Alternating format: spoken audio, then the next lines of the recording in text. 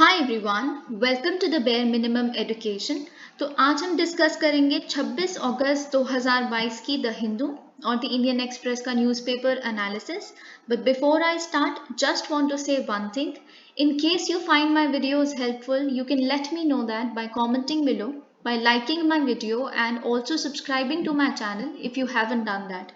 Please help me reach 500 subscriber count as soon as possible. Please do that. Okay, so as far as today's video is concerned, it is going to be about a lot of economy and a lot of international relations. Why? Because I will explain to you what is the difference between cyclical and structural problems. What are the four stages involved in a cyclical difficulty? And what is the difference between procedural and substantive issues as far as UNSC is concerned? What is the voting procedure at United Nations Security Council? What are labor codes? Why would that make things easy? And why are they progressive? All of that. So, and what is floor wage, what is minimum wage, how is floor wage decided, what is the procedure of deciding it, everything. So let's get started. अब ये पहला article जो है, मैं इसको एक थोड़ी सी quickly एक कर्सरी रीडिंग दूंगी, तो प्लीज आप थोड़ा सा बेयर करिएगा, क्योंकि इसके बाद मुझे आपको बहुत ही डिटेल में इस प्रोसेस को समझाना है. देखिए, इंडिया थर्सडे को काफ़ी ज़्यादा डिनाई कर रही है, मना कर रही है कि हमने जो यूएनएससी में वोट दिया है वो हमने रशिया के अगेंस्ट. देखिए, अभी आप सुन लीजिए, मैं पूरी कहानी आपको सुना दूंगी, ठीक है. तो यूएनएससी में इंडिया ने एक वोट दिया है. अब हम इंडिया पे काफ़ी ज़्यादा एलिगेशंस लग रही है कि रशिया और इंडिया की दोस्ती में तो दरार आ गई है, क्योंकि रशिया के अगेंस्ट वोट कर दिया इंडिया ने यूएनएससी में. तो रशिया के इंडिया का ये कहना है, हमने रशिया के अगेंस्ट कुछ वोट नहीं किया, हमने यूएनएससी में जो वोट दिया है वो एक प्रोसीजरल वोट है. I will tell you what this is. एक प्रोसीजरल वोट सिर्फ इतने मुद्दे पे था कि यूक्रेनियन प्रेसिडेंट जेलेंस्की को काउंसिल को एड्रेस करने दिया जाए वर्चुअली, यानी कि मतलब एक जूम कॉल मीटिंग या किसी एक इलेक्ट्रॉनिक मीटिंग के थ्रू वो वहां पे इन पर्सन नहीं आएंगे. सिर्फ इतने अलाउ करने की बात थी. आप इसको रशिया से कहाँ जोड़ रहे हैं? और बात ये है कि रशिया ने रिक्वेस्ट की थी, रशिया ने कहा था कि ये जो वोट है इसमें कोई भी ना अलाउ करने दे यूक्रेनियन प्रेसिडेंट को एक वीडियो कॉल के माध्यम से. उन्होंने कहा था कि अगर उनको डायलॉग करना है, बात करनी है, अपनी बात रखनी है, तो वो आए, इन पर्सन आए न्यूयॉर्क यानी कि हेडक्वार्टर्स ऑफ यूएनएससी, आपको अगर पता है तो वहां आए. या फिर आप ऐसा करो, यूक्रेनियन प्रेसिडेंट जो यूक्रेनियन प्रेसिडेंट है वो अपने एम्बेसडर को बोल दें. आपने एम्बेसडर तो भेजा ही हुआ है ना यूएनएससी में अपना, तो यूक्रेनियन एम्बेसडर को बोल दें कि आप दे दो, आप कर लो, मतलब जो भी बातचीत करनी है उनके बिहाफ पे. उनको इलेक्ट्रॉनिकली क्यों अलाउ करना, इतनी सी बात थी. तो देखिए, इस मुद्दे पे चाइना ने एब्सटेन किया, यानी कि वोट ही नहीं दिया. China chose to be absent from the voting. Okay, लेकिन इंडिया ने along with the remaining 12 members, अभी मैं आपको बताऊंगी यूएनएससी में 15 मेंबर्स होते हैं, जिसमें से 10 नॉन परमानेंट होते हैं, 5 परमानेंट होते हैं. डू नॉट वरी, पर आपको ये तो पता है कि हम एक नॉन परमानेंट मेंबर है अभी प्रेजेंटली, दो हमारा टेन्योर खत्म होने वाला है बहुत जल्दी, लेकिन हमने 2021 में एक नॉन परमानेंट मेंबरशिप हमें मिली थी, ठीक है. तो इंडिया के साथ साथ और भी जितने रिमेनिंग 12 मेंबर्स थे, तो उन्होंने भी इसके उसमें वोट किया कि हाँ जी बिल्कुल उनको इलेक्ट्रॉनिकली बात करने दी जाए. तो फिर इससे क्या हुआ, अब काफ़ी डिबेट छिड़ गई कि क्या है. देखिए, फिर रुचिरा कंबोज जो हमारी यूनाइटेड नेशन सिक्योरिटी काउंसिल पे जो हमारी परमानेंट रिप्रेजेंटेटिव हैं, इनके बारे में हम काफ़ी पढ़ रहे हैं आजकल, आपको पता है. इनकी जो स्पीचेज हैं जो टेररिज्म पे इन्होंने रिसेंटली दी थी, तो इन्होंने कहा, देखिए मेरे को तो कहीं से, मेरी अंडरस्टैंडिंग बस इतनी कहती है, मेरे को तो कहीं से नहीं लग रहा कि जो हमने वोट किया है वो किसी के भी अगेंस्ट है. ये सिर्फ एक ऐसा प्रपोजल था कि उनको वर्चुअली बात करने का अलाउ किया जाए, हमने बस अलाउ कर दिया. अब आप इस चीज को किस चीज से जोड़ रहे हो, क्या इसको समझ रहे हो? This is not at all equivalent to voting against Russia. तो अभी आप सुन लीजिए फटाफट से थोड़ा सा और जो इसमें लिखा है, फिर उसके बाद मैं आपको समझाती हूँ. और देखिए हुआ क्या था, यूनाइटेड नेशन सिक्योरिटी काउंसिल में वेंसडे की अगर हम बात करें, तो इंडिया की जो परमानेंट रिप्रेजेंटेटिव, जैसे रुचिरा कंबोज, मैंने उनका नाम बताया आपको, उन्होंने काफ़ी अपील किया था कि हम बहुत दिन से देख रहे हैं ना कि डायलॉग और डिप्लोमेसी आपस में रिजॉल्व कर लीजिए। हम इंडिया काफी पुश कर रहा है रशिया और यूक्रेन को कि डायलॉग के माध्यम से आप इसको वो करें। तो हमारा कहना बस इतना है कि देखिए, हम चाहते हैं कि डायलॉग हो। ये जो 6 महीने से कॉन्फ्लिक्ट चल रहा है उसमें इतना ह्यूमैनिटेरियन क्राइसिस हो रहा है, हमारा मुद्दा सिर्फ इतना है डायलॉग हो, ये चीज खत्म हो, इसीलिए हमने अलाउ किया है। बस सिंपल सी बात है, इसमें किसी के अगेंस्ट आने वाली कौन सी बात हो गई। ठीक है, तो और क्या क्या बोला था हमने, ये बोला कि हम ह्यूमैनिटेरियन एड, तो जो भी देखिए कॉन्फ्लिक्ट में कोई भी पार्टी इन्वॉल्व हो, जिसके साथ बुरा हो रहा है, हम ह्यूमैनिटेरियन एड तो देंगे ही। फूड क्राइसिस ना हो, फ्यूल शॉर्टेज ना हो, मेडिसिन शॉर्टेज ना हो, ये सब कुछ हम इंश्योर करेंगे ही करेंगे। ठीक है, तो देखिए और एक और बात ये है कि अभी तक they've been more than a dozen such votes at the UNSC और यूनाइटेड नेशंस जनरल असेंबली में, फरवरी से लेके अभी तक, जहां पे रशियन प्रेसिडेंट व्लादिमीर पुतिन ने जो अटैक ऑर्डर किया है यूक्रेनियन सिटीज पे, जिनको वो अपना स्पेशल मिलिट्री ऑपरेशन कहते हैं, इंडिया ने हमेशा ही एब्सटेन किया है। जैसे चाइना का हमने अभी देखा कि वो एब्सटेन कर रहा है, हम भी वोट नहीं डालते, अगेंस्ट या फेवर नहीं, हम डालते ही नहीं है वोट, अभी तक हमने नहीं डाला। तो ये पहला ऐसा ओकेजन है जब इंडिया ने एब्सटेन नहीं किया, रिफ्यूज नहीं किया कोई भी क्रिटिकल आर्ग्यूमेंट को रशिया के एक्शन के अगेंस्ट, बल्कि हमने ऐसा अलाउ कर दिया। तो कहीं ना कहीं पता आप समझ सकते हैं कि थोड़ा सा तो ये, हम इंडिया कुछ भी कहते रहे कि नहीं ये रशिया के अगेंस्ट नहीं है, ये नहीं है, पर हमने थोड़ा तो अपना डिप्लोमेसी में, अपनी फॉरेन पॉलिसी में थोड़ा तो चेंज किया है कुछ। लेकिन देखिए इसके पीछे भी एक रीजन है, क्योंकि अभी कुछ ही हफ्तों पहले हमारे जो एक्सटर्नल अफेयर्स मिनिस्टर हैं एस जयशंकर जी, वो गए थे यूक्रेन, मतलब वो गए नहीं थे but he spoke to Ukrainian foreign minister his counterpart on August 8। तो उन्होंने काफ़ी बातचीत की ह्यूमैनिटेरियन असिस्टेंस के बारे में, जो हम यहाँ से बैंडेजेस वहाँ भेज रहे हैं, मेडिसिन यहाँ से हम यूक्रेन की तरफ डिस्पैच कर रहे हैं, इन बारों में हमने बात की थी। लेकिन उसके जस्ट एक दिन बाद से ही पता है हमें इंडिया को काफ़ी क्रिटिसिज्म सहना पड़ा, किनके द्वारा, यूक्रेनियन ऑफिशियल्स द्वारा। देखिए Ukraine actually stepped up it's criticism of new Delhi, क्योंकि वो कहते हैं कि आप रशियन ऑयल आप चीप उस पर खरीद रहे हो, इतना इंपोर्ट कर रहे हो, है ना। देखिए अगर आपको याद हो तो मैंने आपसे डिस्कस किया था कि जेलेंस्की ने ये कहा था कि Russian oil has Ukrainian blood, है ना, ऐसा बताया था ना, it has traces of Ukrainian blood in it, Russian oil. तो इंडिया अगर खरीद रही है तो आप हमारा खून खरीद रहे हो, जो बहाया है हमारे यहाँ के लोगों ने इतनी बुरी स्थिति में। ऐसी बातें बहुत कुछ हमें सुनने के लिए मिला। फिर उन्होंने ये भी कहा कि जो हम कुछ प्रैक्टिकल सपोर्ट एक्सपेक्ट कर रहे थे इंडिया से, जो हमें नहीं मिला। तो इन सब का आप शायद कह सकते हैं कि हम पे, हमारी इमेज पे एक थोड़ा सा डेंट पड़ रहा था, तो शायद इसलिए हमने थोड़ा सा अपनी पोजीशन को चेंज किया। अब देखिए सबसे इंपॉर्टेंट जो आपके लिए जानना है, before I start with anything, आपको सबसे पहले एक कॉन्सेप्ट जानना है जिसको कहते हैं वीटो। वीटो करने का मतलब क्या होता है, बहुत सिंपल कॉन्सेप्ट है, बहुत बारी पढ़ते हैं, लेकिन वीटो का लिटरल मीनिंग होता है एक नेगेटिव वोट। मतलब आप सपोज करिए आप 5 दोस्त हैं, ठीक है, 5 दोस्तों ने मिलके एक डिसीजन लेना है कि आज शाम को क्या खेला जाएगा। ठीक है, तो 5 में से 4 बच्चों ने कहा कि हम खेलेंगे आज खो खो। ओके, तो 4 बंदों ने खो खो कहा। अब 4 तो मेजोरिटी है, 4 तो काफी बड़ा नंबर है, 5 में से 4 ने बोल दिया खेलना चाहिए, तो मेजोरिटी बन गई। लेकिन फिर एक 5वां बंदा जो आप हो, आप कहते हो नहीं मैं नहीं खेलूंगा खो खो, आपने एक डाल दिया नेगेटिव वोट, और आपका एक ही वोट उन चारों को भी खारिज कर देता है। तो मतलब आपके पास एक वीटोइंग पावर है। ओके, सो वही होता है P5 मेंबर्स के पास। अभी देखिए हम देखते हैं ये क्या होता है, कैसे होता है, लेकिन उससे पहले हमने देखना है कि वोटिंग प्रोसीजर क्या है सिक्योरिटी काउंसिल में।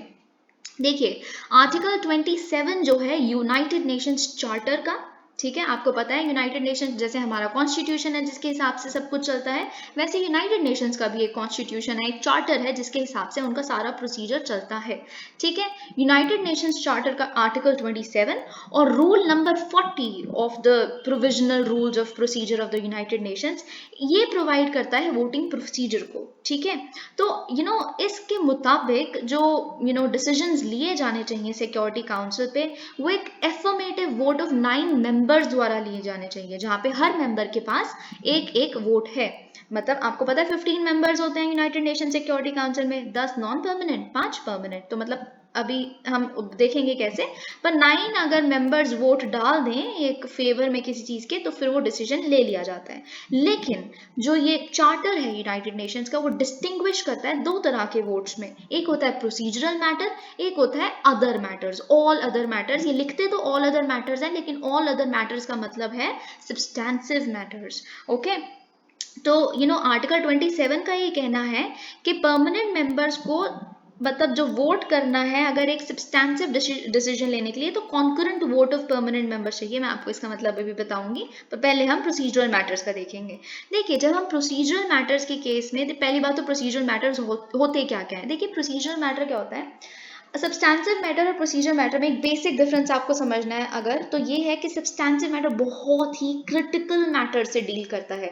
जैसे किसी कंट्री पे सैंक्शंस अप्लाई करना, किसी कंट्री को टेररिस्ट स्टेट डिक्लेयर करना, या फिर किसी चीज़ की बहुत भयानक लेवल पे इन्वेस्टिगेशन जारी करना, है ना। इन तरह के जो मुद्दे होते हैं उन्हें हम सब्सटेंसिव मैटर कहते हैं। लेकिन प्रोसीजरल मैटर्स क्या होता है, देखिए प्रोसीजरल मैटर्स होता है जैसे मैंने बताया कि किसी कंट्री पे सैंक्शंस लगाना, है ना, लेकिन फिर उसके रूल्स क्या, प्रोसीजर होगा कि किन तरह से, देखिए डिसीजन तो ले लिया गया, डिसीजन ले लिया गया कि ये कंट्री टेरर स्टेट है, ठीक है, लेकिन अब प्रोसीजर क्या होगा उस कंट्री पे, किन किन तरह से उनसे रिश्ते नाते तोड़े जाएंगे, कि आप उनसे इकोनॉमी ट्रेड नहीं कर सकते, आप उनके साथ आर्म्स नहीं खरीद सकते। ये जो रूल्स एंड प्रोसीजर्स हैं वो प्रोसीजरल मैटर हो जाता है, ठीक है। तो ये डिफरेंस होता है प्रोसीजर में। और भी वैसे प्रोसीजर मैटर्स में बहुत कुछ होता है। अगर आपको किसी मुद्दे पे फॉर एग्जांपल अवेयरनेस क्रिएट करनी है, अगर फॉर एग्जांपल क्लाइमेट चेंज के ऊपर क्या प्रोसीजर होना चाहिए, क्या कंट्रीज के आप अंदर वो अवेयरनेस जागरूक करना चाहते हैं, या फिर इन तरह की चीज़ों को भी हम प्रोसीजर मैटर में ही रखते हैं, ठीक है। और जैसे अगर कोई और मीटिंग कहाँ पे होनी चाहिए यूनाइटेड नेशंस की, न्यूयॉर्क के बजाय अगर कहीं और मीटिंग डिसाइड करना हो, ये भी एक प्रोसीजर मैटर है। और एनुअल रिपोर्ट्स को अप्रूव करना हो जनरल असेंबली की, ये भी एक प्रोसीजरल मैटर है। कुछ कुछ ऐसी चीज़ें उसके एनेक्स में चार्टर के इंक्लूड की गई थी 14 अप्रैल 1949 को, तो ये प्रोसीजरल मैटर होता है।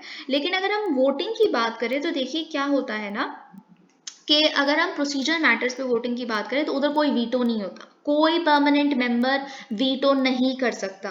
देखिए, अगर वीटो हुआ होता ना, सिर्फ 9 मेंबर का डिसाइसिव वोट चाहिए, जो अभी इस केस में 12 से ज़्यादा का मिल गया तो बस ये डिसीजन ले लिया गया। अगर इस केस में वीटो पावर होता ना, जो सब्सटेंसिव मैटर्स में होता है, सब्सटेंसिव मैटर्स में वीटो होता है। देखिए, आपको मैं बहुत सिंपल एग्जाम्पल के थ्रू समझाती हूँ।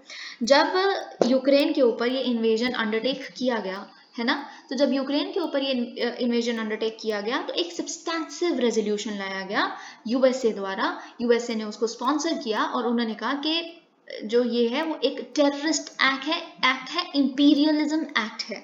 उसको वीटो कर दिया रशिया ने, क्योंकि रशिया खुद एक परमानेंट मेंबर है। लेकिन अब ये जो आज की हम बात कर रहे हैं ये एक प्रोसीजरल मैटर है। कैसे प्रोसीजरल मैटर है, क्योंकि ये सिर्फ और सिर्फ एक डायलॉग को फैसिलिटेट करने की बात हो रही है कि दोनों साइडों में बात हो सके, एक इंसान को सिर्फ और सिर्फ बात करने के लिए वर्चुअल अलाउंस देनी है। तो ये एक प्रोसीजरल मैटर है। इस पे रशिया अगर यहाँ वीटोइंग पावर होती तो रिक्वेस्ट नहीं कर रहा होता कि मत अलाउ करो, है ना, वो वीटो कर देता। पर यहाँ पे सिर्फ सिर्फ 9 वोट्स चाहिए थे, 9 वोट से ज्यादा उनको मिल गए, ये डिसीजन ले लिया गया, ठीक है। I hope you got my point.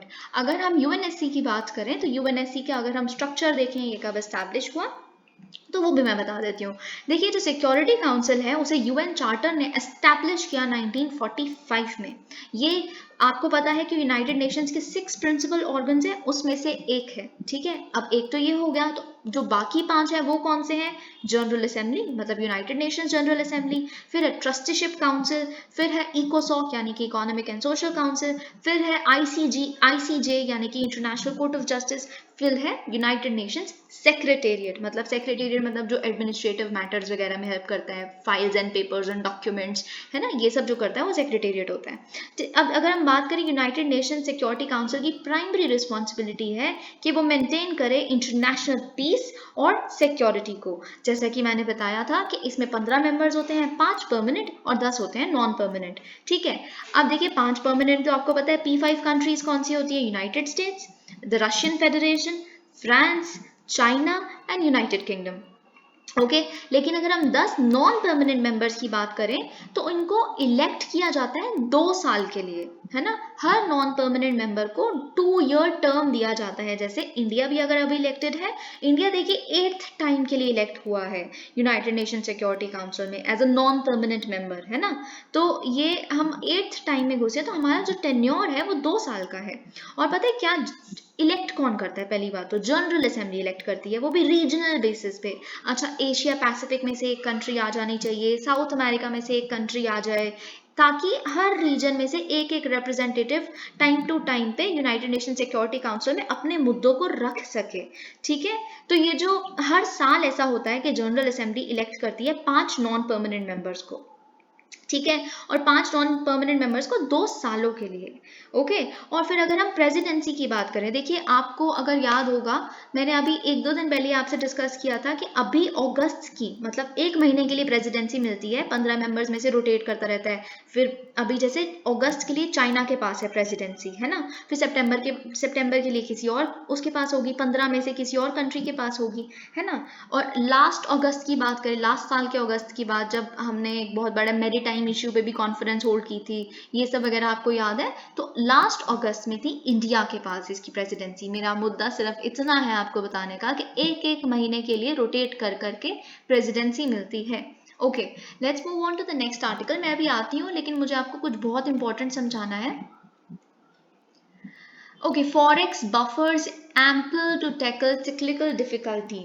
Okay, अब देखिए बहुत इंपॉर्टेंट है, लेकिन इसको स्टार्ट करने से पहले मैं बस आपको थोड़ी सी एक बात बोलना चाहती हूँ, ये कि I seriously I am very very disappointed, क्योंकि जब I get up in the morning and look at the viewership my videos are getting, it's too low। पता है, ये उससे भी कम है जब मैंने एकदम स्टार्टिंग में 2-3 वीडियो ही आई थी। इससे ज़्यादा व्यूज़ तो तब आ जाया करते थे। ऐसा क्यों हो रहा है मुझे नहीं पता। पता है, कल की वीडियो इतनी ज़्यादा इंपॉर्टेंट है, और मैंने बहुत विविडली नोटिस किया है कि जो चीज़ें बहुत ही इम्पोर्टेंट हैं, एक्सप्लेनेटरी, बहुत अच्छी वीडियोस हैं, जो सच में आपको क्या लगता है कि ये 1-2 फैक्ट्स कहीं से पढ़ लेने से, रोज सुन लेने से वो कुछ नहीं आता, कुछ भी नहीं आता। और मैं ऐसा नहीं कि मेरी वीडियोस है मैं इसलिए कह रही हूँ, मैं बिल्कुल इट इज़ माई कॉन्विक्शन कि ये चीज़ें नहीं आ सकती। चीज़ें हमेशा कॉन्सेप्चुअली क्लियर होनी चाहिए, जो मैं प्रोवाइड करने की कोशिश करती हूँ। पर क्यों लोग नहीं देखना चाहते, या मुझे नहीं पता कि ऐसा क्या है, but it will actually become very difficult for me to sustain it beyond a point, सच में। और मुझे नहीं पता कि इस इनिशिएटिव को कब तक कंटिन्यू कर पाऊंगी, क्योंकि मेरे लिए बहुत डिसअपॉइंटिंग है जिस जिस धीमी चाल पे मेरे चैनल की ग्रोथ हो रही है।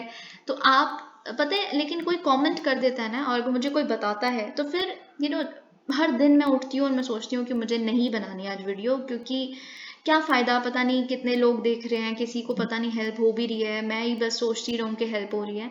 पर फिर कोई कमेंट करके बोल देता है मैम इट्स वेरी हेल्पफुल, या बहुत अच्छे अच्छे कमेंट्स आते हैं, तो फिर मुझे लगता है नहीं यार, I want to do this, I have to do this for one single person, even if he और शी इज वॉचिंग इट। अगर किसी एक इंसान को भी हेल्प हो रही है, I want to do that, I want to continue with this for that single person. तो आप बस ना, जो मेरे से जुड़े हुए हैं, मैं आपको बस एक रिक्वेस्ट करती हूँ कि आप टाइम टू टाइम पे ना एक आधा कमेंट कर दिया करो, जिससे क्या होगा ना कि मैं लाइन पे रहूंगी। I would continue, I would strive to continue with this initiative, that's it। okay, forex buffers ample to tackle cyclical difficulty। हम पहले देंगे इसकी एक कर्सरी रीडिंग, फिर मैं आपको बताऊंगी क्या होता है सिक्लिकल डिफिकल्टी का मतलब।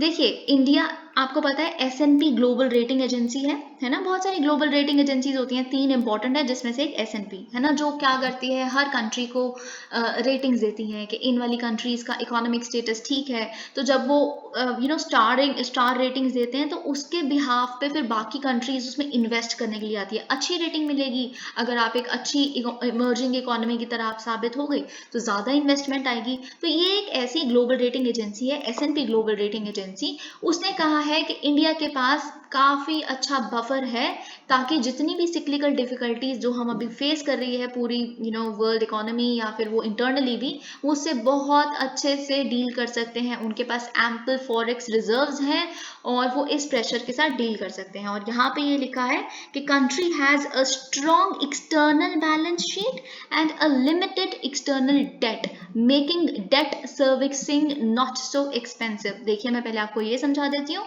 फिर मैं आपको समझाऊंगी कि सिक्लिकल डिफिकल्टीज वगैरह क्या होता है। देखिए सबसे पहले तो आपको जानना है कि इस लाइन में लिखा क्या है एक्चुअली, मतलब ये क्या कहना चाह रहा है कि कंट्री के पास एक स्ट्रॉन्ग एक्सटर्नल बैलेंस शीट है। मतलब एक्सटर्नल बैलेंस शीट मतलब हमारे एसेट्स जो हमने बाहर की कंट्रीज में हमारी गवर्नमेंट ओन करती है वो ज़्यादा है। हमारी लायबिलिटीज़ मतलब जो हमने बाहर से लोन लिया हुआ है जिसका हमें इंटरेस्ट पे करना है और जो हमें उसका प्रिंसिपल पे करना है वो बहुत ही मिनिमम है। और फिर अगर एक्सटर्नल बैलेंस शीट अच्छी है तो हमारा जो एक्सटर्नल डेट है वो भी लिमिटेड है। आपको ये पॉइंट बहुत अच्छे से पता होना चाहिए। हर साल इकोनॉमिक सर्वे आता है और हर साल इकोनॉमिक सर्वे ये कहता है कि हमारा एक्सटर्नल डेट बहुत ही कम है। हमारी जो सरकार है उसका सिर्फ और सिर्फ इंटरनल डेट का कंपोनेंट होता है। देखिए जब एक सरकार होती है उसको अपना कोई भी पॉलिसी फंड करना है, इंफ्रास्ट्रक्चर्स बनानी है, तो वो करती है बोरोइंग्स। वो कहाँ से बोरो करती है? मार्केट से बोरो करती है। ठीक है, मार्केट से बोरो तो कर लेती है, लेकिन अब दो मार्केट्स हैं, एक डोमेस्टिक मार्केट, एक है एक्सटर्नल मार्केट, है ना। तो मैं आपको ये बता दूं, it is a fact, it is a statement you have to memorise कि हम जो हमारी इंडियन गवर्नमेंट है वो डोमेस्टिकली ज़्यादा बोरो करती है, बाहर से बोरो नहीं करती। तो मतलब जो हमारे को बाहर अपना लोन पेमेंट करनी है ये हमारा बहुत ही कम है, जिसका मतलब ये है जो हमारा डेट सर्विसिंग है वो एक्सपेंसिव नहीं रहता। डेट सर्विसिंग मतलब जब बाहर से लोन ही नहीं लिया हुआ बाहर की मार्केट से इतना, और हमारी एक्सटर्नल बैलेंस शीट मतलब हमारे एसेट्स भी बाहर जो हमारे हैं वो भी ज़्यादा है, तो उन एसेट्स को थोड़ा बहुत भी बेच के हमने जो थोड़ा बहुत भी लोन लिया हुआ है बाहर वालों से उसको हम सर्विस कर सकते हैं, यानी कि भरपाई कर सकते हैं। That is called debt servicing. अब देखिए हम देखेंगे कि सिक्लिकल प्रॉब्लम क्या होता है। ओके फिर हम देखेंगे सिक्लिकल और स्ट्रक्चरल में क्या डिफरेंस है। देखिए एक इकोनॉमिक साइकिल मतलब एक ऐसी इकोनॉमिक साइकिल जिसकी ओवरऑल स्टेट क्या है ना, वो 4 स्टेजेस में हमें पता चलती है। देखिए मैं आपको बताती हूँ, एक सिक्लिकल साइकिल में 4 स्टेजेस होती हैं। सिक्लिकल साइकिल क्या होता है? वैसे ही जैसे दुख और सुख की साइकिल है ना, वैसे ही सिक्लिकल साइकिल होती है जो आपके कंट्रोल में नहीं है। दुख आता है फिर सुख आता है, फिर दुख आता है फिर सुख आता है, आपके हाथ में कुछ नहीं है। ठीक है, वैसे ही ऐसे ही इकोनॉमी का हाल है। कहीं चीज़ें अगर एक स्टेप लोगे फिर दूसरा स्टेप आएगा ही आएगा, फिर दूसरा आएगा तो तीसरा आएगा ही आएगा, फिर घुमा फिरा के एक सर्कुलर लूप बन जाता है जो आपस में ही वही स्टेजें रिपीट होती रहती हैं। फर्स्ट स्टेज है एक्सपेंशन। एक्सपेंशन स्टेज पे क्या होता है कि इकोनॉमी एक्सपीरियंस करती है बहुत ही रैपिड ग्रोथ, बहुत अच्छी ग्रोथ, है ना। अब देखिए आप रैपिड ग्रोथ सिर्फ और सिर्फ तभी एक्सपीरियंस कर सकते हैं जब इंटरेस्ट रेट्स जो हैं जो बैंक्स से मिल रहे हैं वो लो हैं।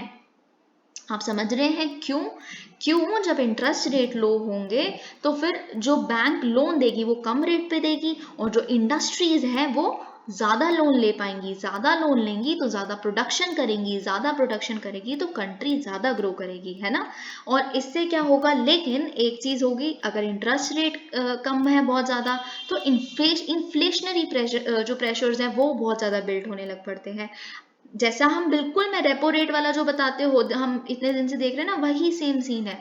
अगर इंटरेस्ट रेट लो होगा तो इन्फ्लेशन ज़्यादा होगी। क्यों? क्योंकि लोगों के पास कैश इन हैंड बहुत ज़्यादा हो गया। कैश इन हैंड हो गया तो डिमांड बड़ी ज़्यादा बढ़ गई, है ना। अब डिमांड इतनी ज़्यादा बढ़ गई तो सप्लाई उतने को मैच कर पाएगी नहीं कर पाएगी। डिमांड ज़्यादा तो इन्फ्लेशन ज़्यादा, लोगों के पास मनी ही मनी सप्लाई है। फिर आता है सेकेंड स्टेज, पीक। पहली स्टेज देखी एक्सपेंशन, सेकेंड स्टेज देखेंगे पीक। अब देखिए एक साइकिल की पीक कब पहुंचती है? जब इसकी ग्रोथ मैक्सिमम रेट पे पहुंच जाती है, एकदम टॉप पे, उसे कहते हैं पीक ग्रोथ। लेकिन पीक ग्रोथ के साथ बहुत सारी इम्बैलेंसेस आती हैं इकोनॉमी में, जैसे बहुत ही एक्सट्रीम लेवल का इन्फ्लेशन बढ़ जाना, 2 डिजिट इन्फ्लेशन चला जाना, ये एक प्रॉब्लम है। बहुत सारी और प्रॉब्लम्स हो जाती हैं जिसको अब सरकार को या फिर आरबीआई को करेक्ट करना पड़ता है। फिर तीसरा स्टेज आता है जिसे हम कॉन्ट्रैक्शन कहते हैं। It is basically a correction which occurs through a period of contraction when the growth slows, मतलब देखिए अभी क्या चल रहा था, अभी मतलब क्या था कि इन्फ्लेशन बहुत ज़्यादा थी, है ना, इन्फ्लेशन बहुत ज़्यादा थी, तो उसको करेक्ट करने के लिए आपने इंटरेस्ट रेट्स बढ़ा दिए ताकि लोन लेना मुश्किल हो जाए, क्योंकि इंटरेस्ट पे ही नहीं कर पाओगे आप इतना महंगा लोन लोगे तो, है ना, फिर लोन्स लोग कम लेंगे। अब लोन्स कम लेंगे तो अल्टीमेटली पता है क्या होगा कि प्रोडक्शन कम हो जाएगी, है ना, इसीलिए इसे कॉन्ट्रैक्शन कहते हैं। लोन्स कम लोगे तो आप इन्वेस्टमेंट कम करोगे अपनी कंपनी में, इन्वेस्टमेंट कम करोगे तो फिर प्रोडक्शन कम हो जाएगी, फिर आपकी कंट्री कम ग्रो करेगी, फिर आपके पास इतना भी पैसा नहीं है कि आप एम्प्लॉयमेंट ज़्यादा जनरेट कर पाओ, तो जॉब अपॉर्चुनिटीज़ भी कम हो जाएंगी, है ना। लेकिन एक चीज़ अगर कॉन्ट्रैक्शन में अच्छी होती है वो ये है कि प्राइसेस जो हैं चीज़ों के, कमोडिटीज़ के, वो स्टैग्नेट हो जाते हैं, मतलब इन्फ्लेशन कर्व हो जाती है, क्योंकि अभी मैंने बताया ना आपको, जब इंटरेस्ट रेट बढ़ गया तो इन्फ्लेशन कम हो जाएगी। फिर लास्ट स्टेज आती है जिसे कहते हैं ट्रफ। ट्रफ, आप वही वाला जो हम देखते हैं ना, ग्राफ बना होता है ऊपर नीचे, जो नीचे वाला एरिया होता है उसे ट्रफ कहते हैं, है ना। तो ट्रफ साइकिल का तब रीच होता है जब जो it is the lowest point, मतलब जो प्राइसेस हैं वो बिल्कुल कम चले जाते हैं, लेकिन इसके बाद अल्टीमेटली फिर दोबारा एक्सपेंशन का स्टेज आता है, क्योंकि प्राइसेस जब बिल्कुल कम चले गए फिर आ गई आरबीआई। अब कहीं चलो प्राइसेस तो बहुत कम हो गई, इन्फ्लेशन हो गया, लेकिन ग्रोथ रुक गई, है ना। इन्फ्लेशन तो हमने ठीक कर ली, लेकिन ग्रोथ भी तो हमें इंश्योर करनी है। आरबीआई हमेशा ग्रोथ और इन्फ्लेशन, उसके दो ही मोटिव हैं आरबीआई के एग्जिस्ट करने के, इन्फ्लेशन और ग्रोथ के बैलेंस को मेंटेन करना, है ना। तो अब क्योंकि इन्फ्लेशन तो मेंटेन हो गई, तो ग्रोथ कैसे मेंटेन करेगी आरबीआई? आरबीआई फिर क्या करेगी? इंटरेस्ट रेट कम कर देगी। इंटरेस्ट रेट कम कर देगी तो फिर एक्सपेंशन का स्टेज आ जाएगा, फिर एक्सपेंशन, पीक, कॉन्ट्रैक्शन, ट्रफ, यही साइकिल लूप बना लेगी और चलती रहेगी। तो देखिए ये एक सिक्लिकल प्रॉब्लम है जो अभी इस टाइम पे हमारी कंट्री फेस कर रही है। आपको पता है कि रेपो रेट अभी अभी बहुत ज़्यादा बढ़ाया गया है, मॉनेटरी पॉलिसी कमेटी का डिसीजन आया है इसी मंथ में, ये मैंने आपके साथ डिस्कस किया है। तो इसीलिए हमारा ये कहना है इस S&P रेटिंग एजेंसी का कि हमारी जो प्रॉब्लम्स है वो सिक्लिकल है, लेकिन हम वी हैव एम्पल बफर। अगर हम बाहर जो पूरे वर्ल्ड में भी सिक्लिकल प्रॉब्लम्स चल रही हैं, जिस टाइम पे अभी वो चल रहा है, हमारे पास फॉरेक्स रिजर्व्स है, फॉरेन एसेट्स हैं, डॉलर का वो है रिजर्व, गोल्ड रिजर्व्स हैं प्रॉपर, सब कुछ है हमारे पास, तो हम उससे डील कर लेंगे। लेकिन देखिए अभी मैंने आपके साथ सिक्लिकल डिफिकल्टीज की बात करी, एक होती है स्ट्रक्चरल डिफिकल्टी। ये मैं आपको बता देती हूँ स्ट्रक्चरल डिफिकल्टी क्या होती है। आप एक एग्जाम्पल लीजिए, जैसे मैंने दुख और सुख का एग्जाम्पल बताया। देखिए दुख सुख खुद आते रहते हैं जाते रहते हैं, यही साइकिल चलती रहती है। लेकिन अब एक इंसान है, आपने उसको दोस्त बनाया हुआ है, वो आपका दोस्त भी अच्छा नहीं है, वो परमानेंटली, आप सुबह उठते हो, आप कहते हो कि यार मुझे तो ये करना है अपनी लाइफ में, वो आपको रोज बताता है कि यार तू तो नहीं कर सकता, तू बिल्कुल लायक ही नहीं है, तू ये नहीं है, तू ऐसा कर, तू कुछ छोटा मोटा कर लेना। वो रोज बता रहा है आपको, लेकिन आपका दोस्त भी है, आपने खुद अपने मोल ली हुई है ना। आप फिर आपने खुद एक परमानेंट स्ट्रक्चर जो बना लिया अपनी लाइफ का, वो डीमोटिवेटिंग सा बना लिया है, क्योंकि वो परसिस्टेंट डीमोटिवेशन आपकी लाइफ में है, तो इसे स्ट्रक्चरल कहते हैं। वैसे ही अगर हम इकोनॉमी की बात करें तो जैसे हमने सिक्लिकली देखा, अब जैसे बूम आएगा तो फिर बूम आएगा कंपनीज में, फिर उसके बाद लॉस आएगा, फिर बूम आएगा, फिर लॉस आएगा, ये चलता रहता है ना। लेकिन कभी कभी ऐसा होता है स्ट्रक्चरल डिफरेंट वो होता है, जैसे जैसे मैं आपको एग्जांपल देती हूँ, एग्रीकल्चर का आप एग्जांपल लीजिए। अगर हम एग्रीकल्चर का एग्जांपल लिए तो स्ट्रक्चरली एग्रीकल्चर को कैसे हम ठीक कर सकते हैं, हम क्यों कहते हैं कि एग्रीकल्चर स्ट्रक्चरली ही गवर्नमेंट उस पर काम नहीं करती। इसका मतलब ये है वेयर हाउसेज ना बनना, मतलब जो उपज है, जो हमारे क्रॉप्स हैं, उसको फार्मर्स को जल्दी जल्दी बेचना पड़ जाता है, क्योंकि उनके पास वेयर हाउसेज नहीं है जहाँ पे वो रख सके, क्योंकि maximum small and marginal farmers हैं, है ना। तो जो वेयर हाउसिंग फैसिलिटी नहीं है, तो स्ट्रक्चरल एक प्रॉब्लम है ये। बाय चांस कोल्ड स्टोरेज नहीं है, कोल्ड स्टोरेज है नहीं, दूध है हमारे पास अगर, तो फिर उसको हम कहाँ सेव करें? कोल्ड स्टोरेज है सिर्फ 2-3 स्टेटों में बसा हुआ है, एक मध्य प्रदेश में, एक आगरा की वाली जगह पे, तो फिर कैसे चलेगा, है ना। और पेरिशेबल्स होंगे जो, वो फिर उनका मुश्किल हो जाएगा, जो हॉर्टिकल्चर वगैरह को, फ्रूट्स को सेव करना, कोल्ड स्टोरेज है नहीं, तो एक स्ट्रक्चरल इशू है ना। आप समझ रहे हैं, वैल्यू चेन है नहीं, तो ये एक स्ट्रक्चरल इशू है। आपने इंफॉर्मेशन कनेक्टिविटी ही नहीं बनाई हुई एक फार्मर के बीच में, फिर एक ट्रेडर के बीच में, फिर एक ट्रेडर से फिर एक सुपरमार्केट के बीच में, फिर सुपरमार्केट से एक फीडबैक में गए, ये सब है ही नहीं। तो इन तरह के अगर हम स्ट्रक्चरल अनएम्प्लॉयमेंट की बात करें और एक सिक्लिकल अनएम्प्लॉयमेंट की बात करें, तो सिक्लिकल अनएम्प्लॉयमेंट जैसे मैंने अभी बताया, अगर एक कंपनी या फिर एक कंट्री एक्सपेंशन यानी कि बूम स्टेज पे है तो एम्प्लॉयमेंट बढ़ जाएगी, है ना, क्योंकि वो लोन ज़्यादा ले पा रहे हैं, इन्वेस्टमेंट ज़्यादा कर पा रहे हैं, फिर इन्वेस्टमेंट ज़्यादा होगी तो प्रोडक्शन इंप्रूव करने के लिए ज़्यादा लोग चाहिए होंगे, तो जॉब अपॉर्चुनिटीज़ बढ़ेंगी। तो फिर उसके बाद जब ट्रफ आएगी तो फिर उसके बाद अनएम्प्लॉयमेंट आ जाएगी। एक सिक्लिकल अनएम्प्लॉयमेंट है जो चलती रहती है, कम होती रहती है। लेकिन एक स्ट्रक्चरल अनएम्प्लॉयमेंट तब आती है, जैसे आप एग्जाम्पल लीजिए कि आर्टिफिशियल इंटेलिजेंस आ गई। अब पूरी कंट्री में हर चीज़ आर्टिफिशियल इंटेलिजेंस से कर रहा है। अब आपको उन्हीं तरह की स्किल्स चाहिए, उन्हीं तरह का माइंडसेट चाहिए।